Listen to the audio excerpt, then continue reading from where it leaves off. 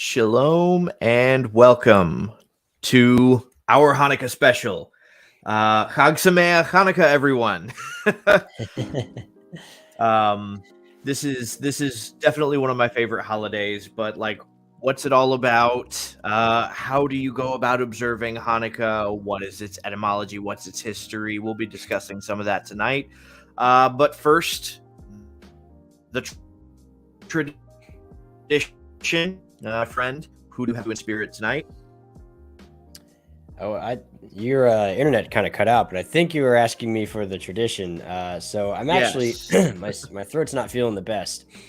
So I've decided that this honey barreled bourbon rabbi is going to be my medicine tonight. Very nice. I will actually be doing an unboxing because I got my Hanukkah present from my coworker, the only other coworker of mine that also celebrates Hanukkah. He's even though he's not observant, but it's for him. It's part of the culture that he takes part in, and he blessed Nice. me with this, which is awesome. First of all, because you don't actually have to disassemble the box to take it out. You gotta it's got a special way, right? But it also comes with, I just found out before we went live, right? There's a little drawer in the back that you can pull out, and it has these awesome leather coasters. Oh, neat. I Wow. know. All right. Super cool. Yep, aged in French oak. So, yes, I'm super stoked about this. I don't know what I don't think I've ever had a drink that was aged in French oak. At least not that I remember. Well, and I've had Maker's Mark in the past, but it tasted like regular bourbon to me. But that was back then. I don't know.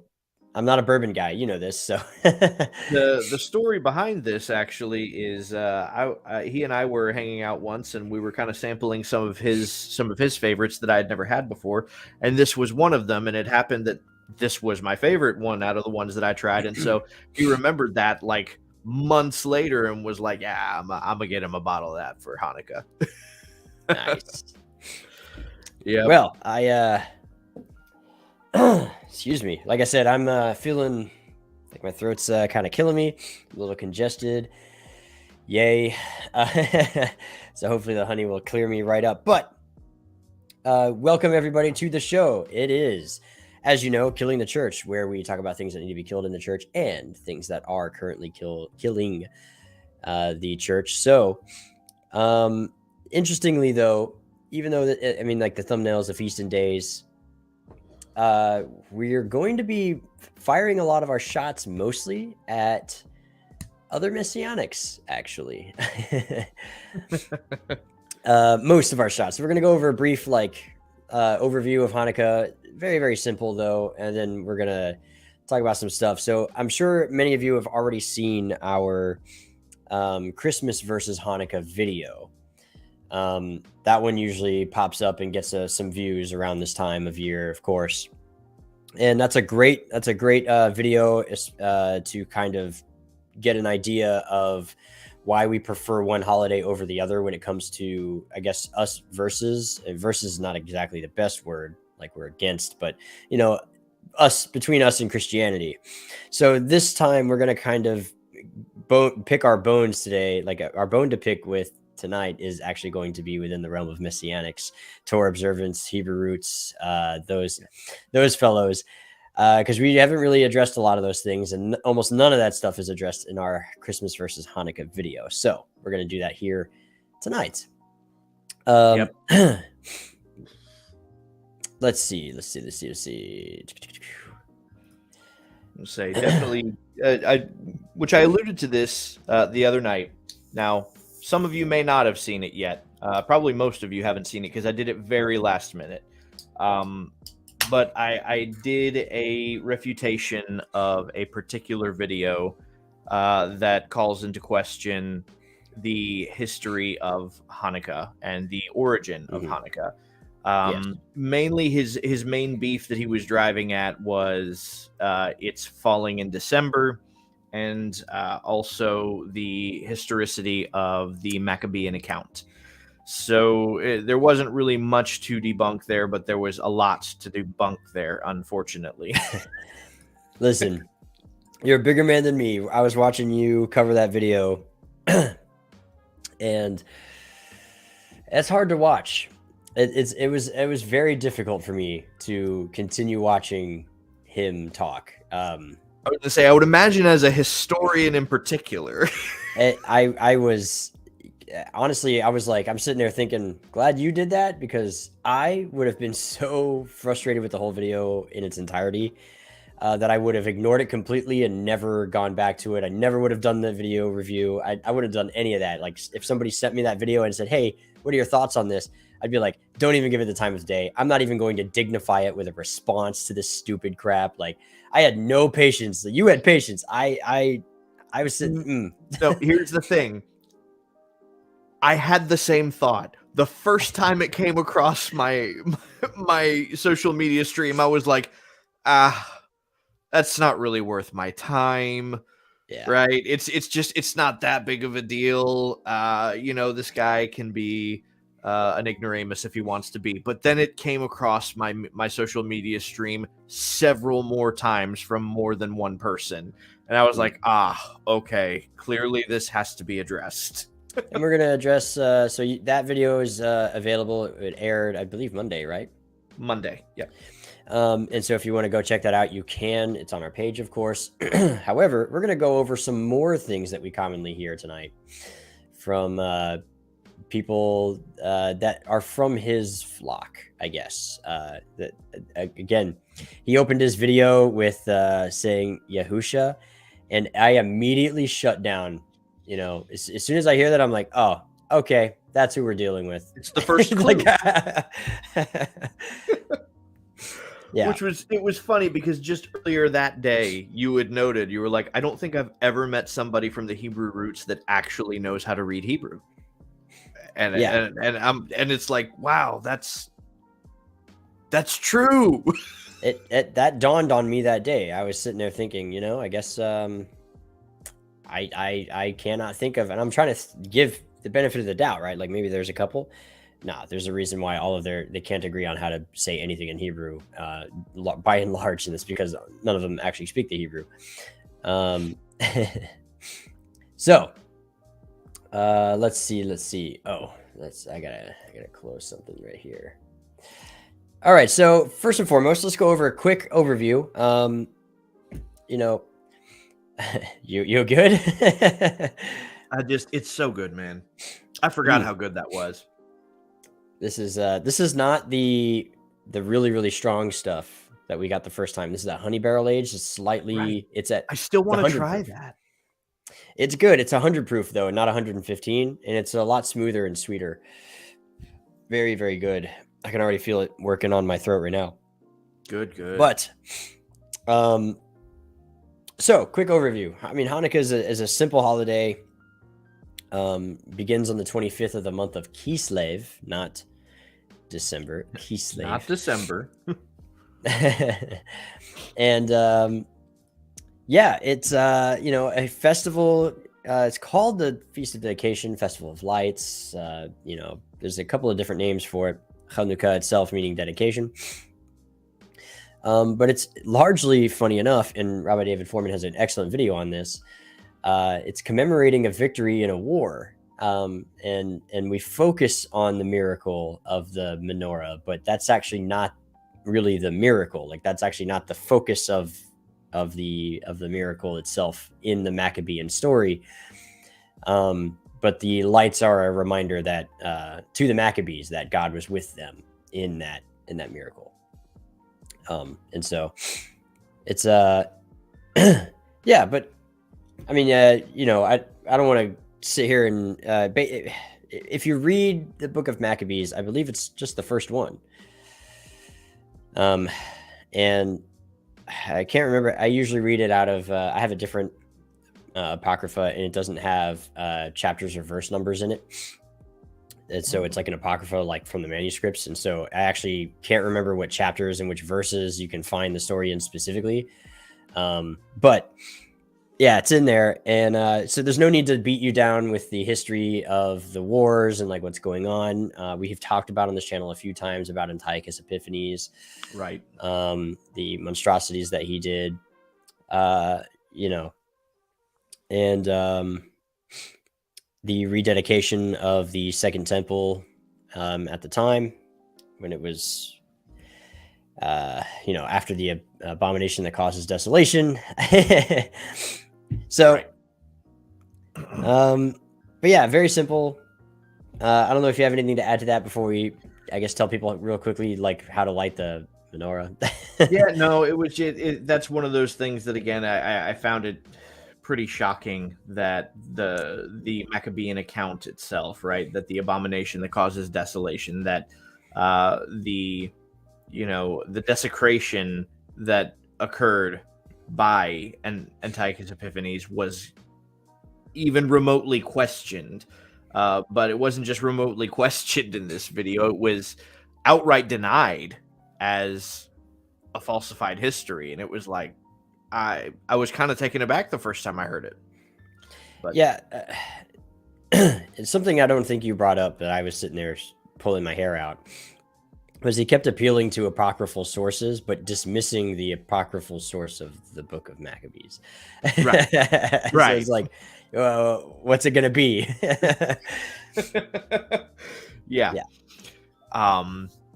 But anyway, we can get to that in a minute. First, how do we observe Hanukkah? What's the most important part about observing Hanukkah? Right. but how do you do that, right? So this was fascinating, because again, my Jewish friend who got me this liquor, this is something that he has ingrained in his memory, right? If he may not know very much about Jewish observance outside of this, but this he knows, right? And I think that that's one of the beautiful aspects about this holiday is it's one of those things that actually does just inherently connect Jews all over the world who maybe not all of them are observant. Maybe not all of them even believe that there is a God, but they observe this, and this connects them to the people, and it was a beautiful thing. I've got a Hanukkah at work on display because they have like a this Christmas tree. It actually isn't that one. I have that one at home. You have a But different one? I have another equally obnoxiously large one at work. But that one involves candles, and because my job has a Christmas tree on display as well as a Santa Claus. So I was like, all right, well, we're going to represent all of us this year then. And you have like two Jews working in the shop, so it's not just you. Right. So I asked him if he wanted to light it, and it was a beautiful sight. The level of care he took into it, also, you could tell he was very focused on it, and he recited the prayer in Hebrew. It was very solemn. It was very, he put a lot of care into it, and it was a beautiful thing. And you have to remind the audience, we're talking about essentially a secular, non-observant, Jewish kid, agnostic at best, doesn't know any other Hebrew outside of that one blessing, maybe a couple of others, but he knows a few Yiddish curse words. Like any rebellious Shababnik should. Yeah. But yeah, no, and he's able to articulate exactly like you okay, yep, you light the middle one first, because a couple of our coworkers were watching us do this. Because it's just me and him, they're doing it, and they're asking questions about like, well, why do you do this way, and how do you, and he was able to, he answered the questions more than I did, and was like, hey, yeah, so you light the middle one, and then you start from right to left, and you light them from the outside inward initially for the first half, and then that continues on, and explained how the middle candle is the shmash, the servant candle. Like I was like, man, go my boy. Yeah. Beautiful little it's just a tiny little, mitzvah. It's that you helped him. It's very, very good. And yeah, and so actually that brings us to one of our points, actually. Um and I'm actually gonna make the banner for it right now, but Hanukkah isn't commanded. That's one of the common complaints that we get. So we're gonna go ahead actually, because that, I mean, other than eating the latkes and eating oily fried things, um, and like donuts and stuff like that. That's basically the Hanukkah story. It's not a Sabbath day. It's not a day of no work. It's a little bit like an ancient Jewish equivalent of the 4th of July. It's more of a national Israeli / Jewish like people holiday rather than a deeply religious one based out of the Bible. Now there are biblical accounts of it, hinted to it within it, obviously, but this is something that we get a lot. And I don't know if this is the first one you wanted to cover, but I do kind of want to cover it. So. Oh yeah, no, this is the first one I was prepared to cover. All right. So real quick, we do have what is the prayer. We can hit that one really, really quickly. So, yeah, let's do. There initially the first night there are 3, and then there's just one following forward, if I'm correct. So it's the 3, and then so I have the 2 after from that day forward. So that and that's just based on Chabad. There might be differing traditions, but according to Chabad, there are 3 short blessings, and you only say the third one on the first day, and then after that, you only say the first 2. Yep.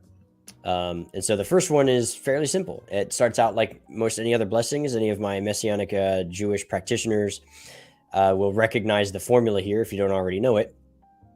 Blessed are you, Hashem, our God, King of the universe, who has sanctified us with his commandments and commanded us to kindle the Hanukkah light. And that's actually where that brings us to our first point. But that's the first blessing. Second blessing, then we'll move, go on from there.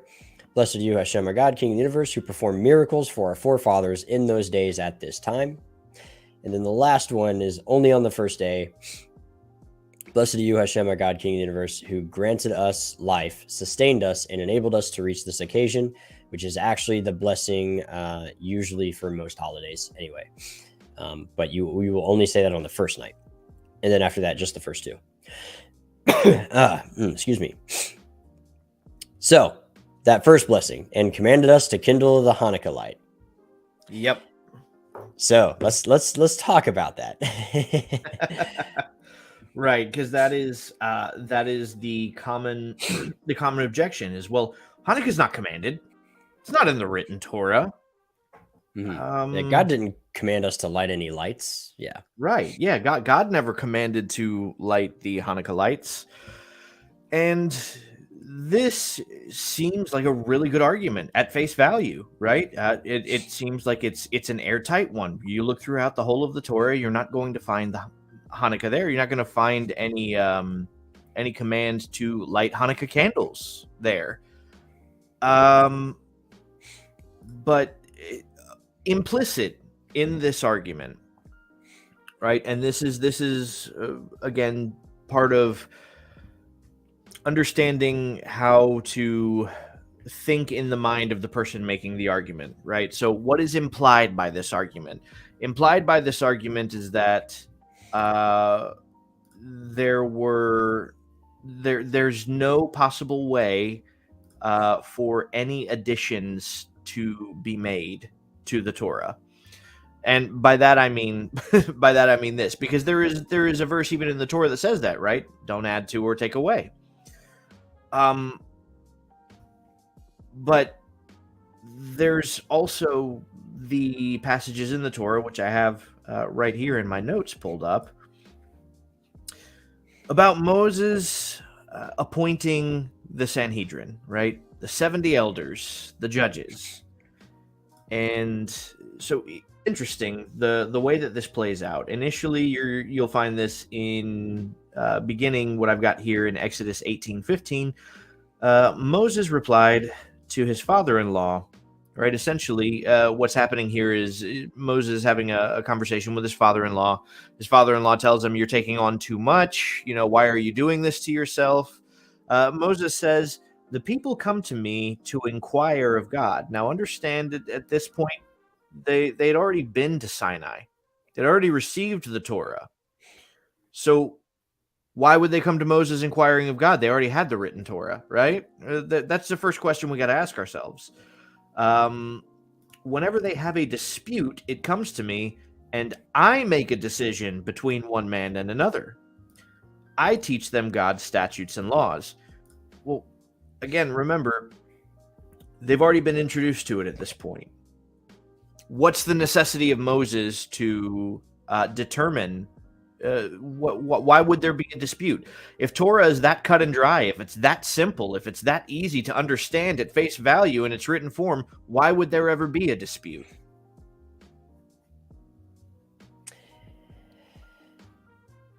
Because there isn't a good answer to that.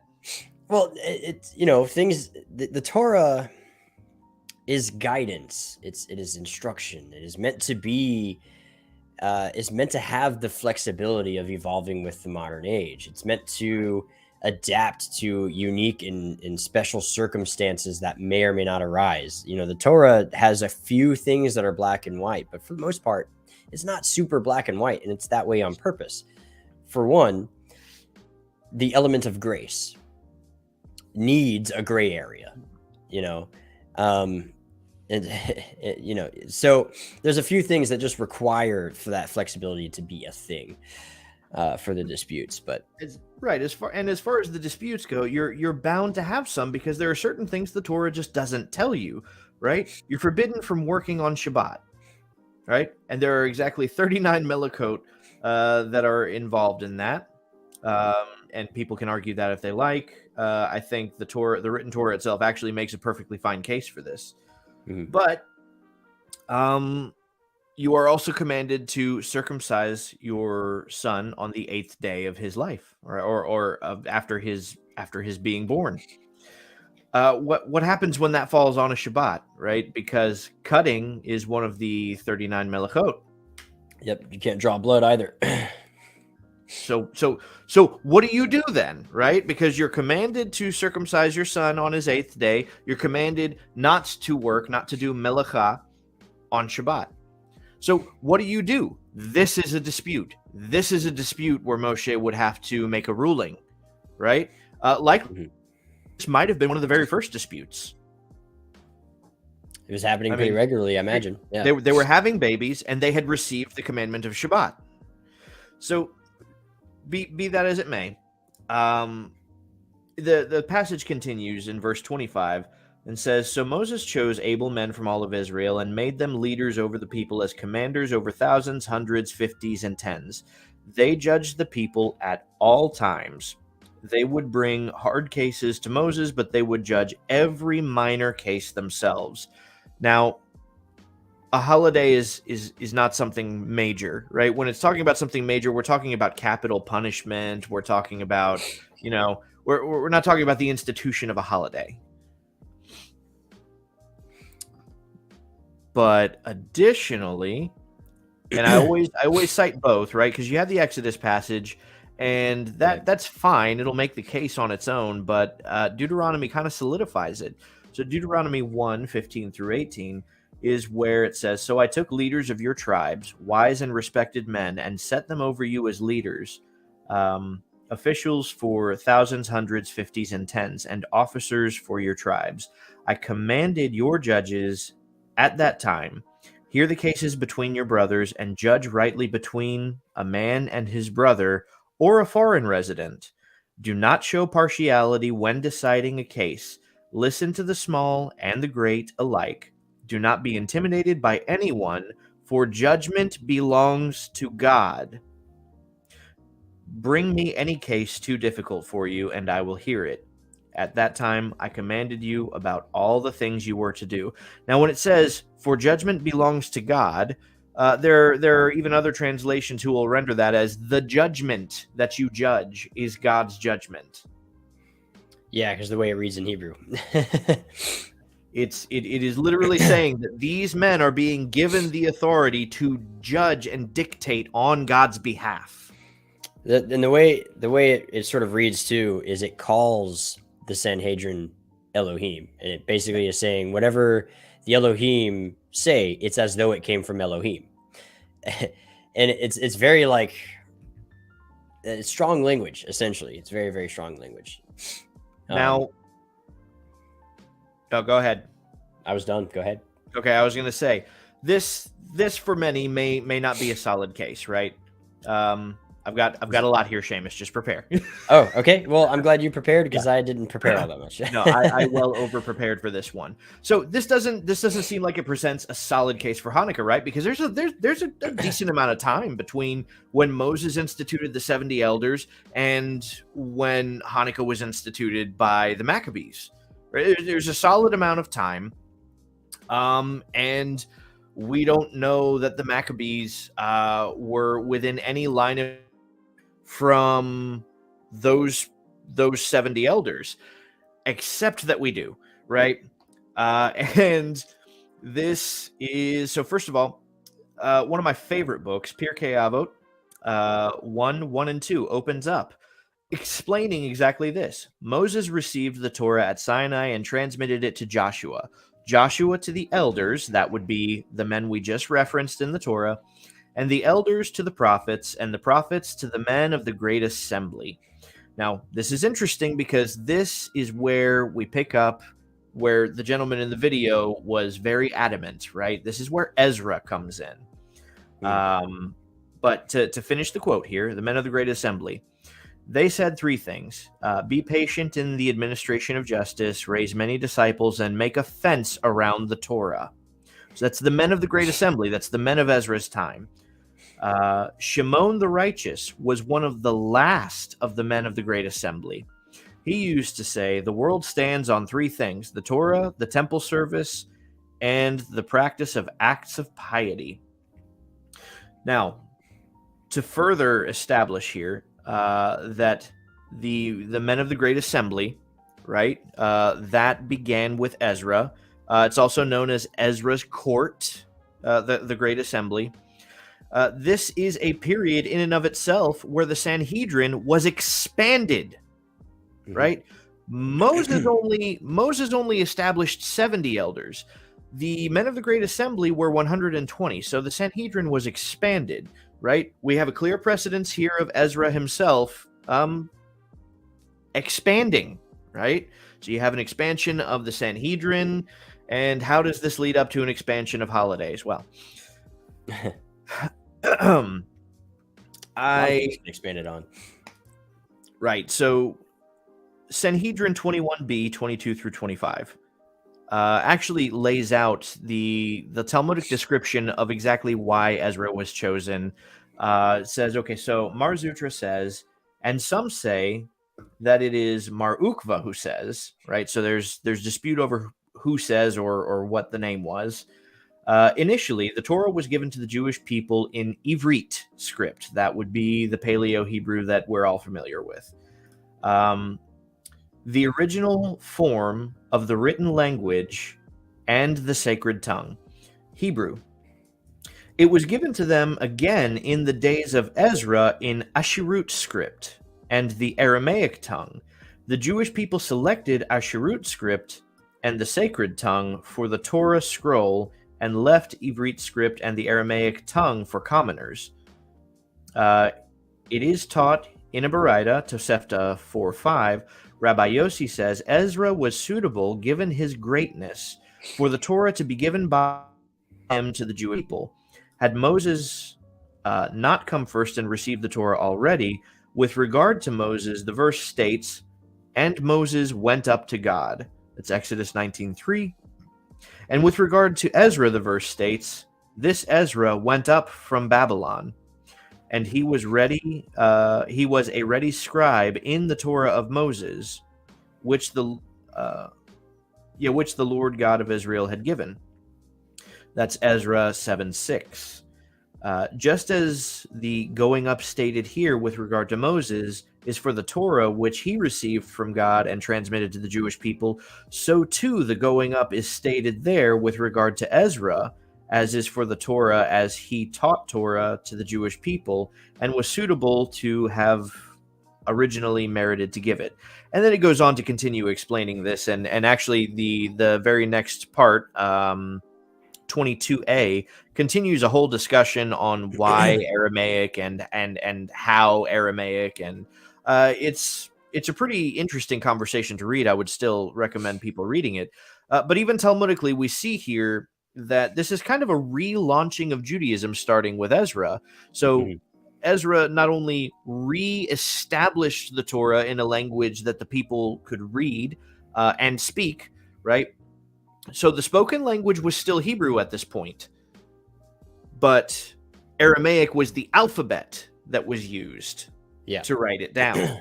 And that's what they established there. But also Ezra established his own Sanhedrin at this point. And in many ways, Ezra is acting kind of in the position of Moses at this point. And why is this important? Well, as we just read in Pirkei Avot, Shimon the righteous was one of the very last men of the Great Assembly. So Shimon the righteous lived ages ago. Well, no, but I'm looking for the exact dated time here. Let's should see. Be during the First Temple period, near the end of it. Right. Yeah, he would have been kind of saddled between the First and Second Temple. Right, generally towards the end of the First Temple period. In any case, from there, Pirkei Avot records an unbroken line of ordination from Shimon the righteous all the way to Rabbi Akiva in the 2nd century, right? So we have an established line from Moses to Ezra, and then from Ezra's time, we have an established line all the way to the 2nd century CE. So did the Hasmoneans, did the men of their time have the authority to add a holiday to the calendar? Absolutely. If anybody did, it would be these guys, essentially. And here's the thing. So here's how we say it, right? Here's my main point. It's really very simple. Think of the United States governmental system, which is fairly complicated, believe it or not. But it's what we're familiar with, and so we know this, and so it's easy. When Congress makes a law, right, you are bound by that law. It's not in the Constitution. In fact, it's sort of an addition to the Constitution, is a form of law or amendment. But if Congress signs off on that law, and then it goes to the Senate, and Senate signs off on that law, and then it finally gets to the big man, the president, and he decides not to veto said law, and he actually signs it into law, it becomes law. Now, who commanded everyone to follow this law at the end of the day? You could argue, well, it was Congress. They wrote it.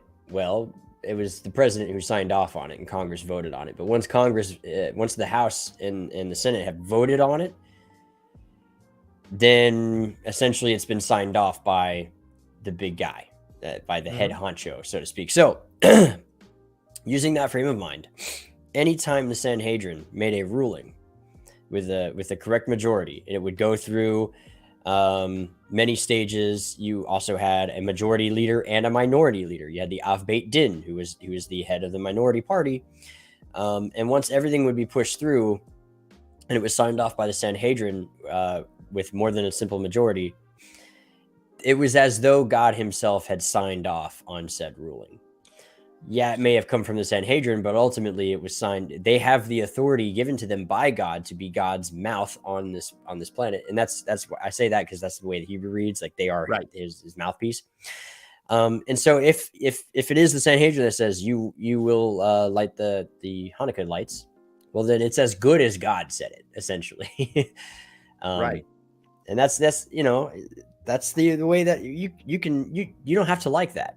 that's fine. Just understand that it's you are standing against Deuteronomy 17, Deuteronomy 1, and the Exodus passage that you also went through. Yep. And you know what? You don't have to like it. It's fine. In fact, because you could say, well, what if the Sanhedrin messes up and they make a wrong ruling? The Torah accounts for that. There are times where it says, when the whole nation sins. How's that going to happen? Because it has to be an inadvertent sin, because it says, when the whole nation sins inadvertently. How in the world would that ever happen?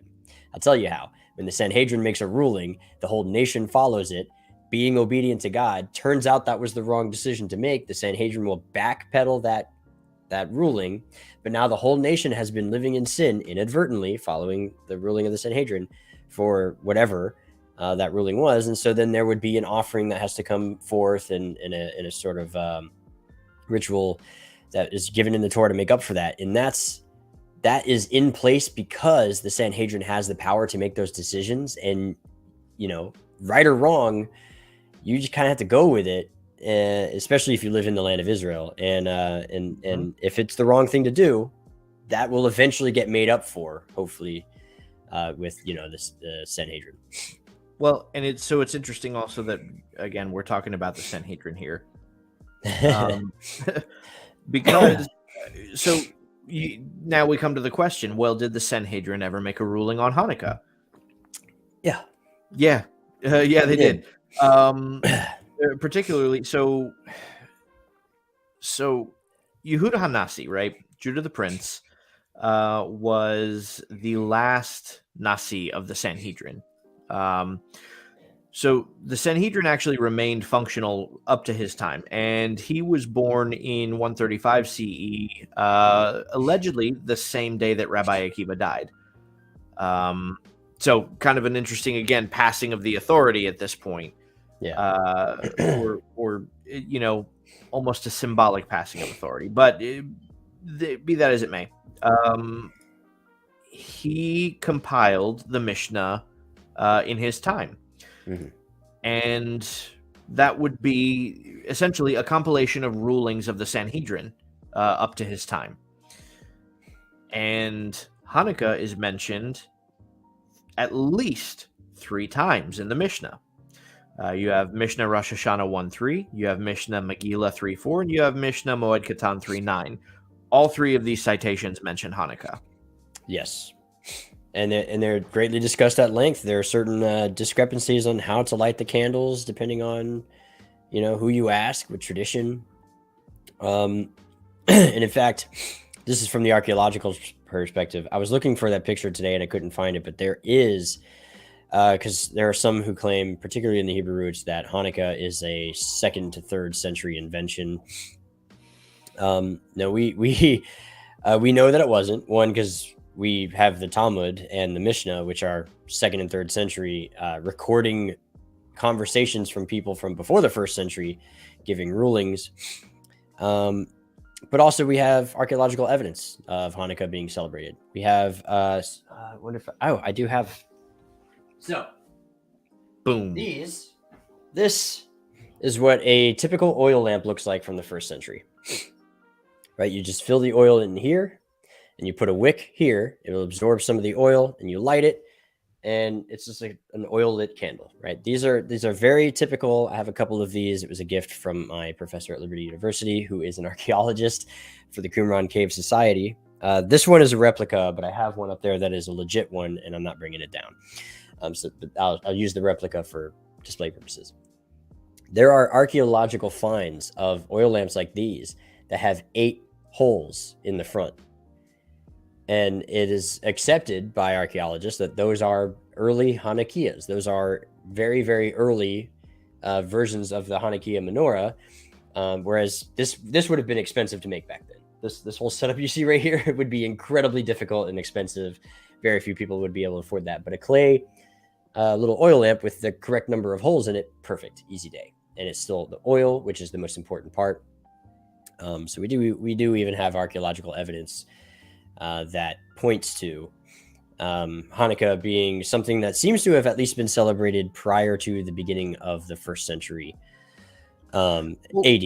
So first century BC, basically. Right. Again, we even have discussions between Shammai and Hillel about their disagreements on candlelighting order. Yeah, there's some like, do you go up? Do you go down? Do you right to left, left to right? We can track it to at least within the time frame of just prior to the lifetime of Yeshua. Yeah. And then we see Yeshua in John 10. It doesn't explicitly say he's celebrating Hanukkah, but what else would he be doing at the temple on the day of the Feast of Dedication, where it's dedicating the temple? I mean, like, what else? Why else would you be there? And he doesn't seem to say anything against the holiday itself. So it's just like the author treats the entire encounter like, oh yeah, and by the way, this is what day it was. And then it just kind of moves on. And so there's plenty of implication there. That's like in the modern time, that's like saying, Jerry Falwell Sr., the founder of Liberty University, that's like saying, oh yeah, he gave a message. It was a beautiful message. And by the way, the day he gave the message was Christmas. Then imagine going, well, it doesn't say he was celebrating Christmas, just that he was giving a message at church on Christmas. That's not the same thing. What? Do I really have to spell that out for you? Okay. Keep in mind, Jesus was a Jew. He was a Judean. He was a Pharisee. He was at the temple on the Feast of Dedication. I mean, I don't have to say it out loud explicitly in paper that costs lots of money to produce, and ink that's incredibly expensive and time consuming to write. You're just not going to waste your time like that. So is it a commandment? Yeah, I mean, basically, it's not a Torah commandment, but it's a ruling, and so it's as good as a commandment in many respects. Yeah, and even in the Talmud, and I forget the citation off the top of my head. This is one of those that I wasn't really relevant to the argument, so I just didn't record it. But I came across it in my research. That does say essentially it's not required to hold a feast on Hanukkah unless you are going to be unless you're going to be singing praises and hymns. Yeah, Hallel. Yeah. In which case you got to have food because you would usually do Hallel after Birkat Hamazon or as part of Birkat Hamazon. So now this is the one. We only got like 15 minutes left to cover this. So real quick before any of you before we move on, real quick, before any of you go, we are having an after Pardes in the Discord, but it is not after Pardes. It is a Hanukkah Pardes. Now, typically you will see this banner that I have posted down here. Typically you'll see this after Pardes in the Discord for the Patreon supporters. However, as a sort of special Hanukkah gift to all of you, join the Discord. Discord's right there. There's the link. And the Hanukkah Pardes is open to the public. And so if you want to have that conversation with us, if you want to know what it's like to sort of sit in on an after Pardes, usually the Patreon supporters starts at $1. You have access to that. But today we're just we're going to give you guys a little Hanukkah gift on the fourth night of Hanukkah and have it open completely to the public. So you'll see that in the Discord. If you join the Discord, if you're already in the Discord, you'll see it says Hanukkah Pardes towards the top of the banner. And we hope to see you all in there. We can hang out. You can chill out with us. As we always say, you can roast us or sit with us in awkward silence. You can ask us questions pertaining to the topic, whatever you want to do. That's our time with you to really kind of chill out. So that out of the way, just so that we don't have to make that announcement at the end. The next banner is our next topic. A pagan holiday. Oh boy. So I did a deep dive into this one. I'm just gonna mute my mic and let you do your thing, man. Matter of fact, I even I reached out to others that I know are well versed on the subject.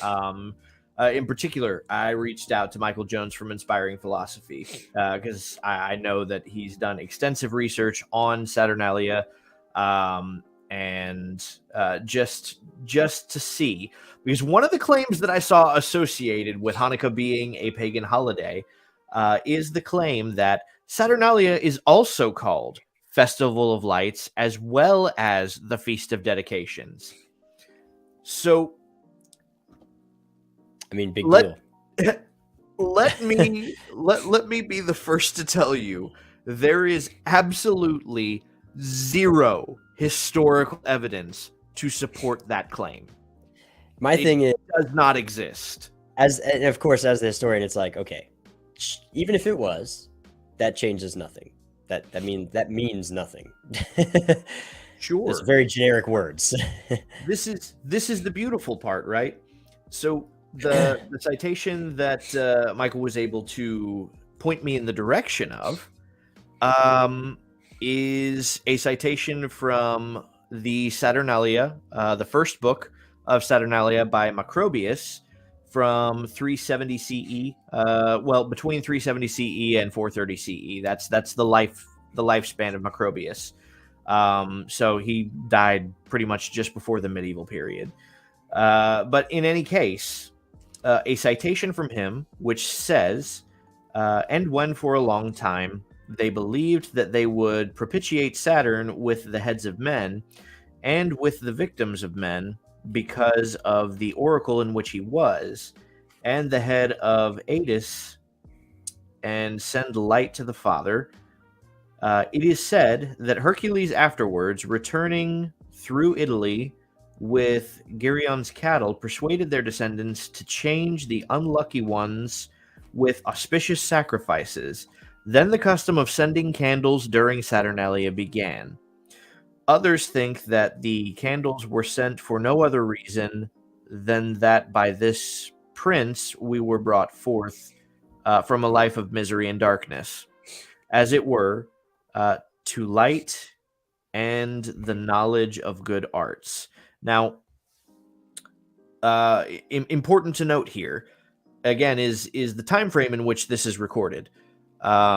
So there seems to be some association of Saturnalia with light and lighting candles here, but the time frame is important because we've already established the time frame in which Hanukkah was actually being observed, and the time frame in which this is being recorded is actually rather late as far as the history of Saturnalia goes. For instance, no such tradition is actually recorded in Lucian's dialogue called Saturnalia, where he explains some of the customs that would be customary on Saturnalia. The specific citation here is Lucian's dialogue, again called Saturnalia, the second paragraph, where he says, this is Kronos speaking.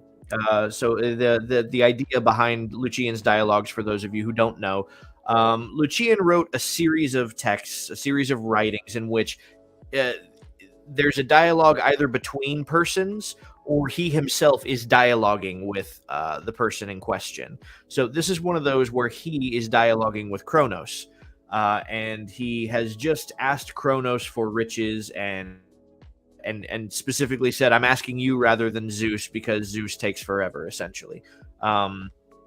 And Zeus shows favoritism and other stuff like that. And Kronos is essentially responding, and he says, mine is a limited monarchy, you see.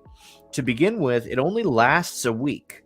That over, I am a private person, just a man in the street. Secondly, during my week, the serious is barred. No business allowed, drinking and being drunk, noise and games and dice, appointing of kings and feasting of slaves, singing naked, clapping of tremendous hands, an occasional ducking of corked faces in the icy water. Such are the functions over which I preside.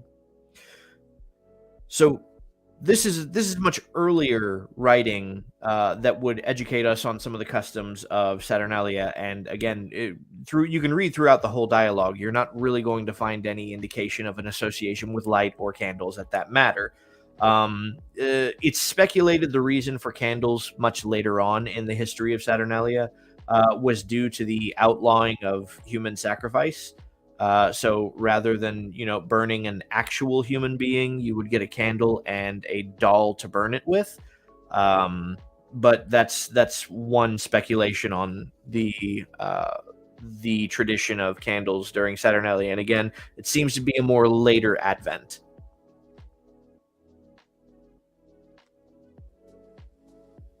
Can't hear you. I did mute myself because I was, like I said, I was going to let you do your thing. So here's here's sort of my my thing here. The purpose of Hanukkah is a celebration of the Jewish victory over being forced to celebrate pagan holidays. It is that's the whole point. The point is they were victorious. They tried to make us celebrate their pagan holidays, and we were victorious over that. So yeah, the holiday itself actually tends to fall in and around and about other pagan holidays, and that's because the victory was won during pagan holidays. It only makes sense. Basically, think of it this way. Before it was called Christmas, Antiochus Epiphanes was making Jews try to celebrate Christmas. And when they felt basically, and so they failed, the Jews won, and they had a celebration. And yeah, it does tend to cross over with, it depends, of course, because the lunar calendar, the Hebrew calendar, is not the same every year as the Gregorian calendar, but it tends to fall pretty close for that reason. It's because it is a holiday celebrating the victory over a pagan holiday. So yeah, if there's crossover, that's why. Now, the part you're going to have the burden of proof of is proving that the 8-day celebration with the lighting of a menorah, or of a Hanukkah, rather, that looks like a menorah, to remember the menorah, how that has pagan implications, how this somehow, this is one of the single most unique Jewish symbols of all of history, how that has pagan origins. And that burden of proof is on you, and I feel very sorry for anyone who attempts to try and do such a thing, because zero is the level of historical evidence to support that. It's like celebrating 4th of July. That's not a pagan holiday. There may very well be a pagan holiday that lands in and around about the 4th of July, but that's purely coincidence, if anything. But it's more to do with celebrating the independence of the United States rather than anything else. And the fireworks, obviously, the commemoration of the war and all that, like these are very obvious things. And excuse me, because I got into several arguments about this past week, right? There's a distinct difference, right? Because scholarship is a spectrum, right? You're never going to have a 100% absolute scholarly consensus on anything, right? But you'll have majority consensus, and then you'll have minority opinions, and so that does exist.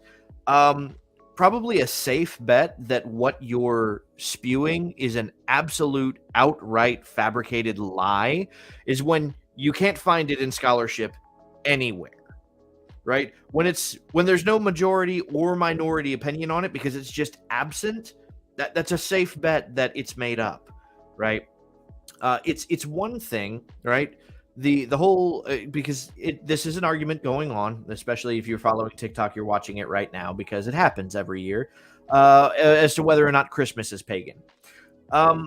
Now, the majority scholarly consensus would say that it is, but there is a minority scholarly consensus that it's not, right? That actually falls on the board. There are scholars actually discussing that.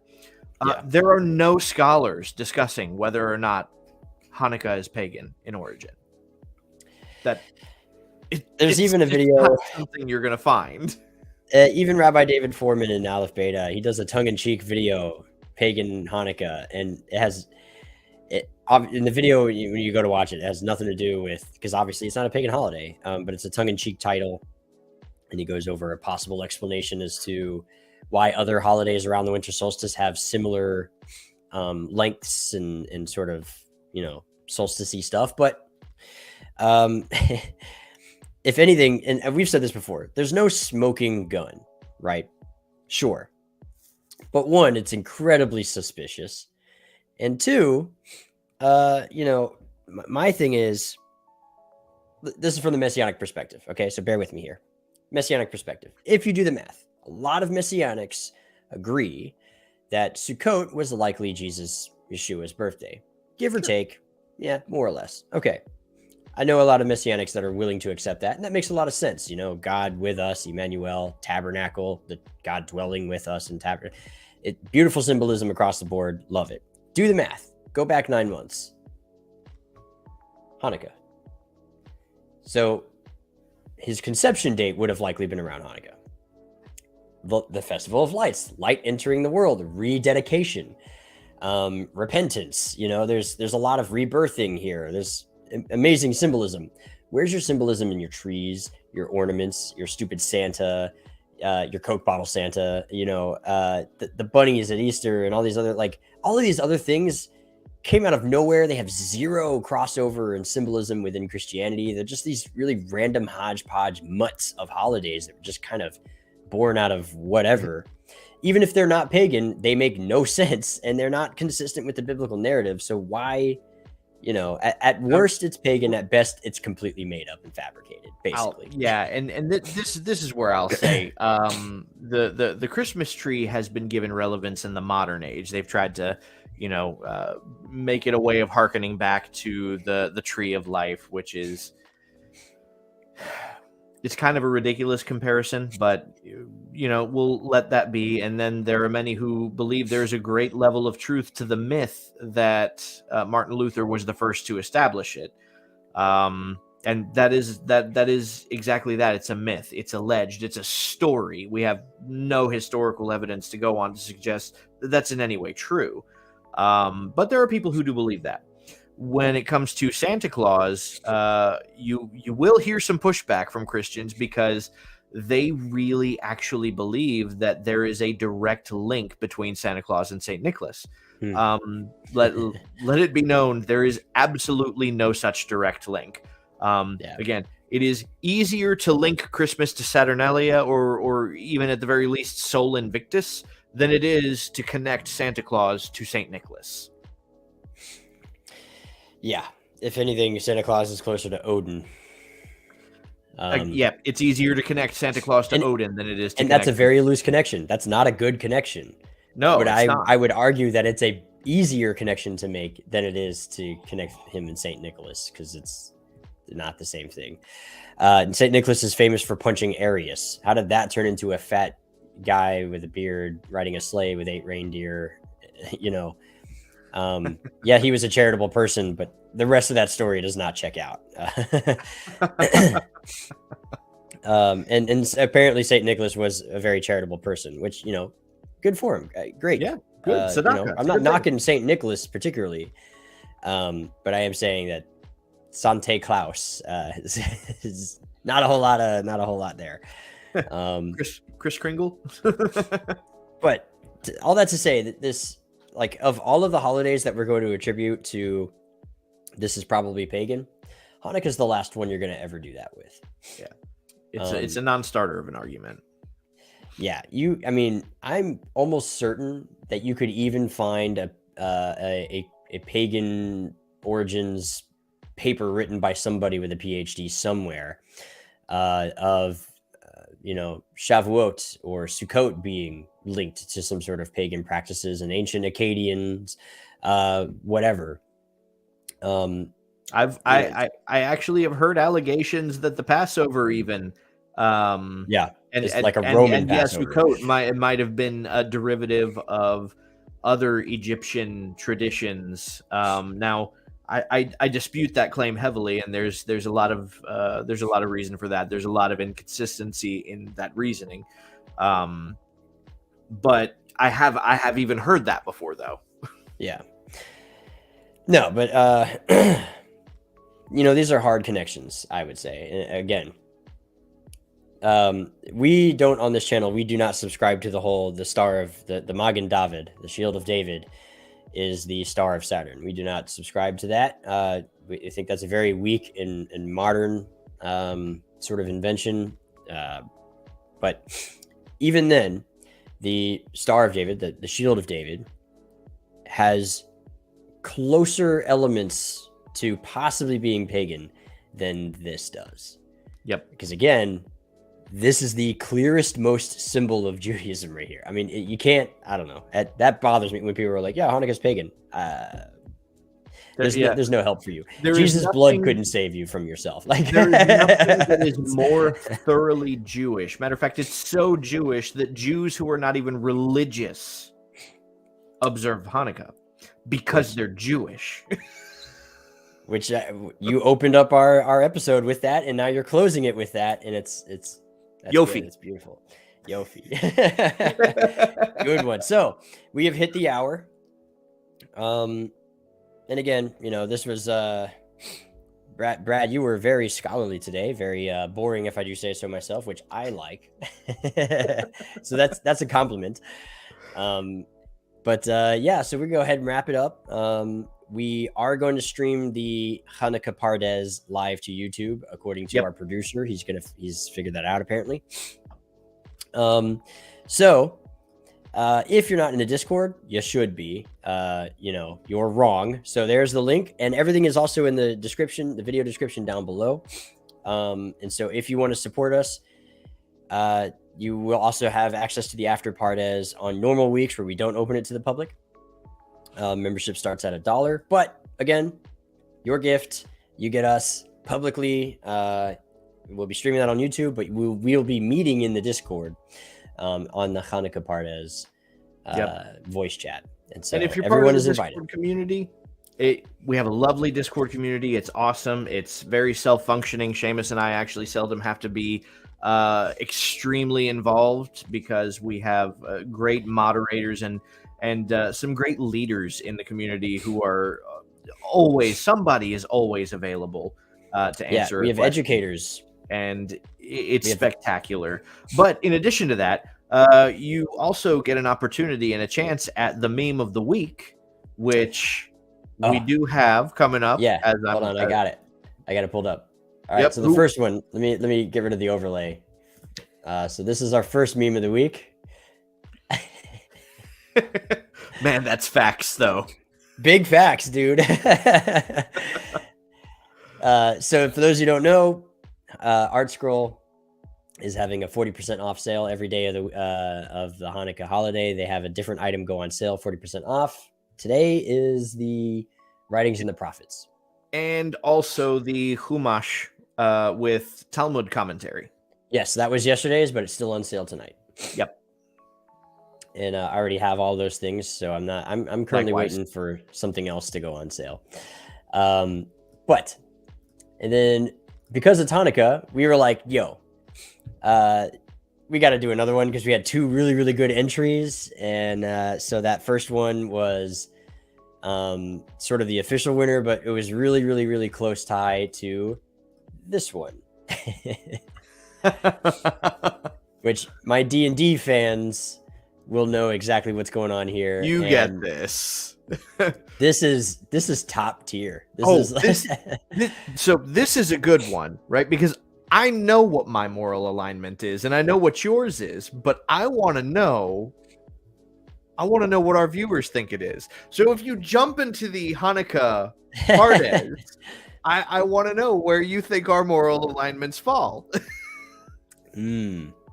I know exactly where I am. All right, so those are our memes of the week. So we have two Balamimim, Balim Hamimim. Bal Hamimim. The chaotic evil one was I mean with the X, the Kai for Chanukah, amazing. But so we're 5 minutes over time. We're gonna go ahead and transition over to the Discord. So once again, please join us. It is free this week, and we will also for those of you who don't have Discord, you can still participate and watch on YouTube. And our producer is sort of handling that. Once again, thank you to our producer. You are putting in the work. Really appreciate you. So shout out to Austin. He's feeling better now that he's been rescued. No more talking to a sock. An inside joke for those of you on TikTok. But anyway, we've got to get over to the after part, as this has been great. We certainly hope that this has been an educational video. I don't wax scholarly very often, but when I do, it's a good time. So I hope it wasn't wasted. No, I enjoyed it. I love it when you do it. With that said, L'chaim. L'chaim, and happy Hanukkah.